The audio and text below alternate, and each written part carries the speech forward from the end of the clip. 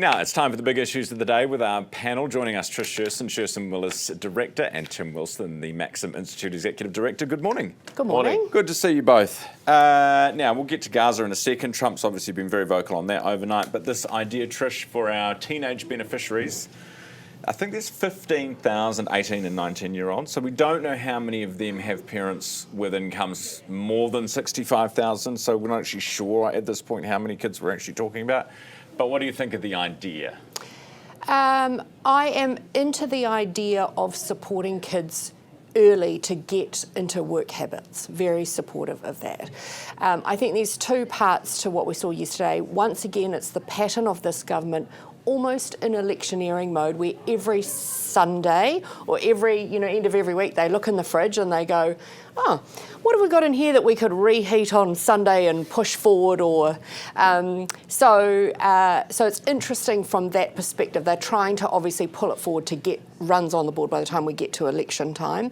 I'm not opposed to the idea. As I said, I really think you have to get kids into work habits right from when they're little kids. Doing things around the house, doing their jobs around the house is all a part of it. But if you think about the kids this is probably really targeting, it's probably kids who are in homes where there's been intergenerational dependency on welfare, and that has to be support for those kids right through school, because you can't expect kids to come out of school who haven't been able to achieve at school and then expect them to be ready and able to go into work. So the education system has to do its part. We've got to think of ways to help parents do their part to teach kids these behaviours, but I agree you've got to intervene early to stop kids spending 18 years on welfare. The other thing on timing, Tim, is that they've got in 7 days' time, 6 or 7 days' time, they've got their new welfare numbers coming out for the most recent quarter, which I don't think would be amazing at this particular juncture. So not given the state of the economy in the trying last to get ahead months. of it. Yeah. And look, what's the purpose of welfare? It's to help people help themselves. And so, look, we can argue about the bottom line of this, 65k, the 1,000 bucks extra if you get a job and you hang on to it for a year. And you say, well, what is it, 268 if you stay on welfare? Well, obviously you run the numbers. I'll just sit on my bum and stay at home. But for those kids who want to get going, who need the incentive, who are motivated by incentives, I'd say it's a positive, but we need to hear more. Yeah, all right.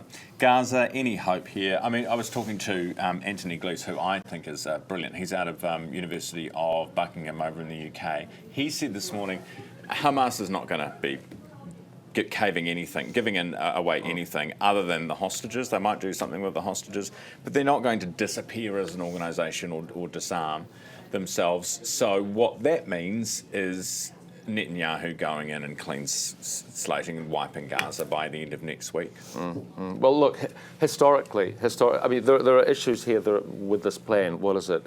Trust, timelines, transparency. So what does even disarming look like? Does Hamas, do they say, okay, so look, we had a tunnel down there, go down, shine a light, get all the weapons out of it? I mean, I think even Hamas itself, the Wall Street Journal article at the end of last week, they're not sure they can control their own cells. So how do you engage with an organisation like that? And also the power vacuum that's left by an armed group within Gaza. Well, surely there'd be other actors who'd want to fill that. Yeah, on the flip side of it, I mean, the reason I don't feel hopeful is the fish head rots from the head down. Until you've got changes in leadership in both sides, I think in Israel and in Hamas, it's very hard to see this really succeeding. And then you've got to go to, well, what is left after this? So once again, it's the West coming in and intervening. There might be some certainty for some time, but the hatred and everything that's built up between these two groups over time, it's just very hard to see that going away under this plan. Well, let's go to the guts of the story. Would you pay $50,000 to let someone else name your baby? We spoke to an American woman this morning who does just that, Trish. Absolutely not. I mean, if you've got enough brains to make a baby, surely you've got enough I'll tell you brains to name one. I'll do it for 25k. Do I get the gig or not? No, absolutely not. I mean, I just cannot believe the ridiculous business that's grown up around having a baby. And I think people need to understand how expensive it is once the baby is out. No, I'd totally. be saving my money for that. Yeah. The push present, the baby moon, the baby shower. There's the baby naming ceremony. No, these are all brand name babies. Now listen here, we've got 4 sons, Pam's babies. You get your low price, low cost babies. You don't have a push present, you don't have a baby shower. You just get into it. Well, and if all else fails, like we did, just go back through the family and pick some names that you like. Well, exactly. Yeah. So what, Trish? Obviously, that was still a great name. Thank you, Ryan.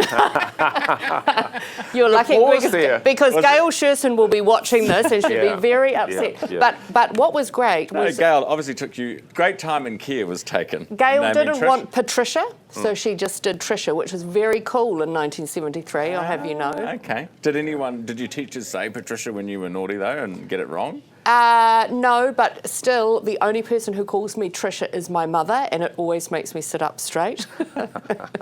Tim, how'd you get your name?